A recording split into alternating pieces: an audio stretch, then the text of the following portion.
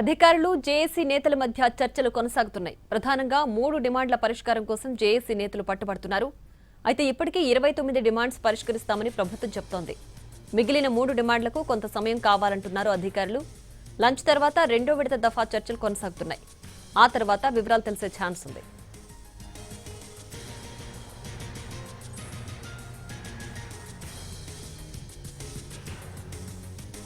RTC కార్మికులు ప్రధానంగా 3 డిమాండ్లను ప్రస్తావిస్తున్నారు. అందులో మొదటిది ఆర్టీసీని ప్రభుత్వంలో విలీనం చేయాలని, ఆ ప్రక్రియను వెంటనే ప్రారంభించాలని కోరుతున్నారు. ఇక రెండో డిమాండ్ యూనియన్లకు సంబంధించిన గుర్తింపు ఎన్నికలు నిర్వహించాలని కోరుతున్నారు. దీంతో పాటు గత ప్రభుత్వం రద్దు చేసి సంఘాలను పునరుద్ధరించాలని అంటున్నారు. మూడో డిమాండ్ 2021 వేతన సవరణ 30% ఫిట్మెంట్తో అమలు చేయాలంటున్నారు. 2025 వేతన సవరణ అమలు చేయాలంటున్నారు ఆర్టీసీ కార్మికులు.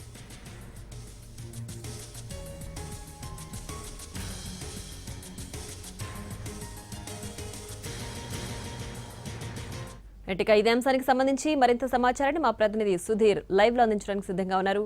సుధీర్, ప్రధానంగా 3 డిమాండ్లకు సంబంధించి ప్రభుత్వం కొంత సమయం కావాలని అడుగుతున్న నేపథ్యంలో ఆర్టీసీ కార్మికులు అందుకు సుముఖంగా ఉన్నారా?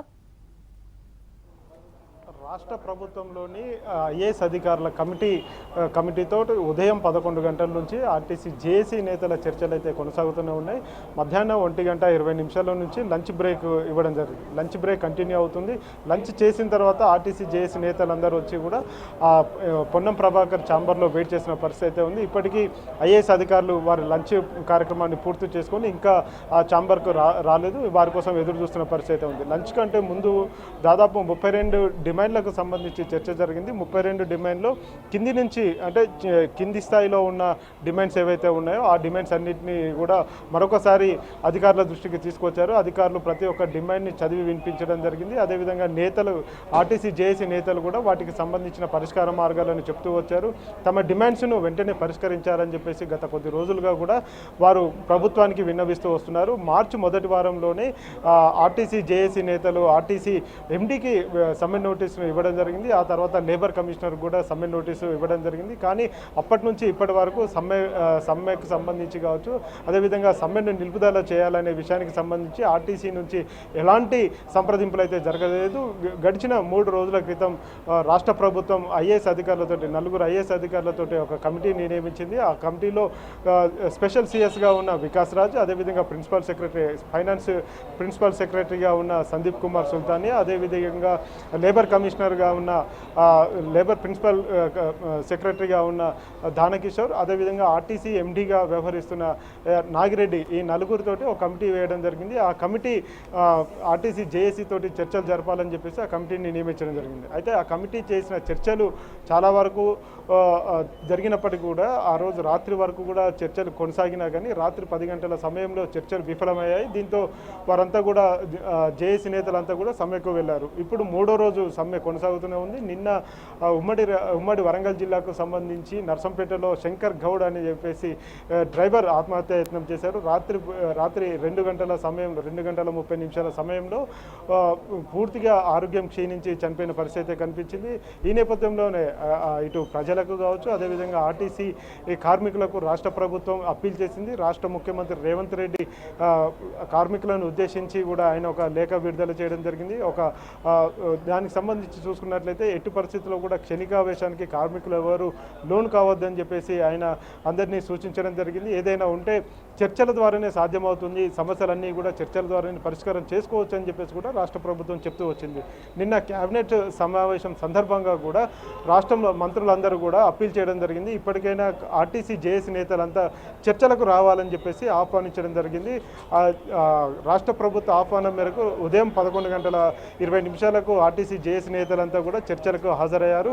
11:20 ప్రారంభమైన జేఏసీ నేతల ఐఏఎస్ అధికారులతోటి చర్చలు 1:20 వరకు జరిగాయి. ఆ తర్వాత లంచ్ బ్రేక్ అయింది.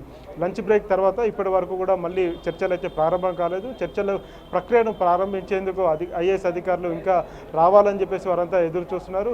ఇప్పటికే రాష్ట్ర ఉప ముఖ్యమంత్రి మల్లు భట్టి విక్రమార్క సెక్రటేరియట్కు చేరుకున్నారు. అదేవిధంగా రవాణా శాఖ మంత్రి పొన్నం ప్రభాకర్ కూడా సెక్రటేరియట్కి చేరుకున్నారు. ఐఏఎస్ అధికారులతోటి చర్చల ప్రక్రియ ముగిసిన తర్వాత వెంటనే మంత్రులతోటి చర్చలు జరపాలని చెప్పేసి ఆర్టీసీ జేఏసీ నేతలు ఎదురు చూస్తున్నారు. అయితే ఈ 3 ప్రధాన డిమాండ్స్ ఏవైతే ఉన్నాయో రాష్ట్ర ప్రభుత్వంలో ఆర్టీసీని విలీనం చేయడం కావచ్చు, ఆ తర్వాత కార్మిక సంఘాలకు గుర్తింపు ఎన్నికలు నిర్వహించడం కావచ్చు, గతంలో ఉన్న పిఆర్సీ బకాయిలు ఏవైతే ఉన్నాయో పిఆర్సీ బకాయిలను వెంటనే చెల్లించాల్సిన డిమాండ్ ఏదైతే ఉందో ఈ 3 డిమాండ్లో ఏదో ఒక డిమాండ్ను నెరవేర్చేందుకు ప్రయత్నాలు చేస్తామని చెప్పేసి ఆర్టీసీ జేఏసీ నేతలకు ఐఏఎస్ అధికారులు స్పష్టం చేశారు. చర్చల ప్రక్రియ ప్రారంభమైన సమయంలో 4 ఐఏఎస్లు ఉన్నారు. 4 ఐఏఎస్లలో కొద్దిసేపటికే వెంటనే ప్రక్రియ ఎవరైతే సందీప్ కుమార్ సుల్తానియా ఉన్నారో సందీప్ కుమార్ సుల్తానియా కాసేపు క్రితమే వెళ్ళిపోయారు. ఆ తర్వాత ఇతర ఐఏఎస్ అధికారి దానకిషోర్ కూడా చర్చల నుంచి వెళ్ళిపోయారు. కేవలం వికాస్ రాజు అదేవిధంగా నాగిరెడ్డితో మాత్రమే చర్చల ప్రక్రియ కొనసాగుతుంది. లంచ్ తర్వాత ఆ ప్రక్రియ కూడా అట్లే ఆగిపోయిన పరిస్థితి కనిపిస్తుంది. ఇంకా చర్చల ప్రక్రియ ప్రారంభం కాలేదు. లంచ్ తర్వాత చర్చల ప్రక్రియ ప్రారంభం కాలేదు. దీంతో కార్మికులందరూ కూడా ఎదురు చూస్తున్నారు. కార్మిక సంఘాల నేతలందరూ కూడా ఎదురు చూస్తున్న పరిస్థితి ఉంది. ఈ చర్చల ప్రక్రియ ముగిసిన తర్వాత అంటే అధికారులతో చర్చల ప్రక్రియ ముగిసిన తర్వాత వెంటనే మంత్రులతోటి చర్చలు చేయాలని చెప్పేసి ఎదురు చూస్తున్నారు. మరొక వైపు రాష్ట్ర వ్యాప్తంగా కూడా ఆర్టీసీ సమ్మెకు మద్దతు పలుకుతున్నారు. ఇప్పటికే రాష్ట్ర ప్రభుత్వ ఉద్యోగుల జేఏసీ ఏదైతే ఉందో టీజీఓ టీఎన్జీఓ కలిపి ఒక జేఏసీ ఏర్పాటు చేశారు. ఆ జేఏసీ ఇప్పటికే ఆర్టీసీకి సంబంధించి మద్దతు ప్రకటించడం జరిగింది. వీరితో పాటుగా ఇతర ఉద్యోగ పక్షాలు కూడా వారి సమ్మెకు మద్దతు ప్రకటించడం జరిగింది. అయితే మరొక వైపు నర్సంపేటలో ఉద్రిక్త పరిస్థితులు నెలకొన్న పరిస్థితి కనబడుతుంది. రాష్ట్ర వ్యాప్తంగా ఆయా డిపోల దగ్గర కూడా ఉద్రిక్త పరిస్థితులు అయితే నెలకొన్నాయి. శంకర్ గౌడ్ మృతదేహానికి ఎట్టి పరిస్థితుల్లో నర్సంపేట డిపోకే తీసుకువెళ్లాలని చెప్పేసి కాసేపటి క్రితం కొంత తోపులాట జరిగింది. అక్కడ కేంద్ర మంత్రి బండి సంజయ్ కూడా అక్కడే ఉన్నారు. దాదాపు గంట పాటు ఆ మృతదేహం దగ్గరే ఉండి ఆ కుటుంబ సభ్యులకు న్యాయం చేయాలని చెప్పేసి డిమాండ్ చేశారు. ఈ లోపే రాష్ట్ర ప్రభుత్వం ఒక ప్రకటన చేసింది. స్థానిక ఆర్డీఓ తోటి 10 లక్షల రూపాయల ఎక్స్గ్రేషియా ఇవ్వాలని చెప్పేసి నిర్ణయించినట్టుగా కూడా తెలిసింది.